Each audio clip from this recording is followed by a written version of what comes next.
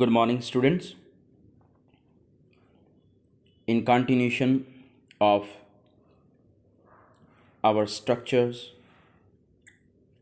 we are going to add one more, and this is part of what we did: has to, use of has to, have to, and had to. A little recapitulation.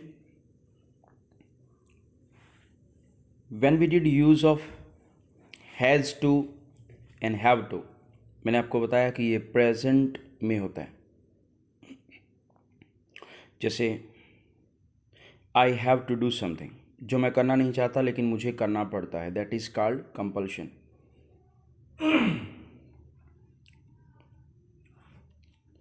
And according to subject you have to see where to use has and have. उसके बाद हमने किया I had to do that, जो मैं करना नहीं चाहता था मुझे करना पड़ा, मीन कंपल्शन इन पास्ट. और आज हम उसी की कंटिन्यूशन में उसका नेक्स्ट पार्ट कर रहे हैं. May have to. My dear student, may is used for 60% possibility as a models you may have gone through. और हिंदी में जिसको आप कहते हैं शायद. when you say शायद, that is 60% possibility.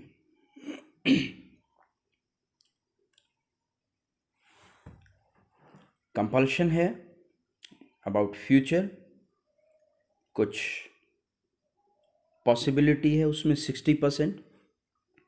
तो I am saying a sentence, you will understand easily. Rohingya refugee may have to leave India in future.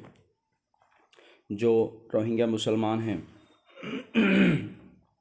You know, international dispute with Myanmar. Rohingya refugee को शायद भारत छोड़ना पड़े भविष्य में, फ्यूचर में. Rohingya refugee को फ्यूचर में शायद भारत छोड़ना पड़े. You usually use such type of sentences in Hindi, but when it comes to English, you get confused. ये शायद का क्या करें, और perhaps it's शायद, but वो यहाँ पे यूज़ नहीं हो सकता. So here we have used may have to. और इसके 6 सेंटेंसेस नहीं बनेंगे, इसके 2 टाइप्स ही बनेंगे, सिंपल एंड नेगेटिव. हाँ, ग्रामेटिकली अगर आप आगे जाना चाहते हैं तो यू मे गो थ्रू, लेकिन उसमें सेंस थोड़ी कम हो जाती है. हाँ, लेकिन अगर आप ग्रामेटिकल पॉइंट ऑफ व्यू से देखते हैं तो आप बना सकते हैं, लेकिन जनरली वो यूज़ में नहीं है, इसलिए मैंने इसके 2 ही बनाए. Rohingya refugees may have to leave India in future.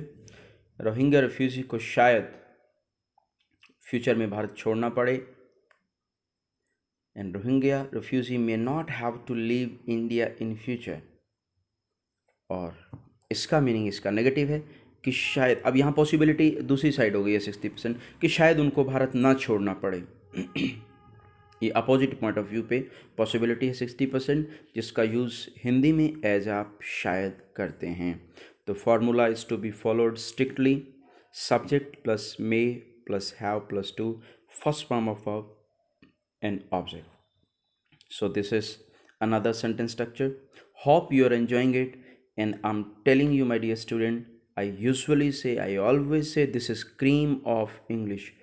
Don't miss this sentence structure. Make sentences by using your own sentence.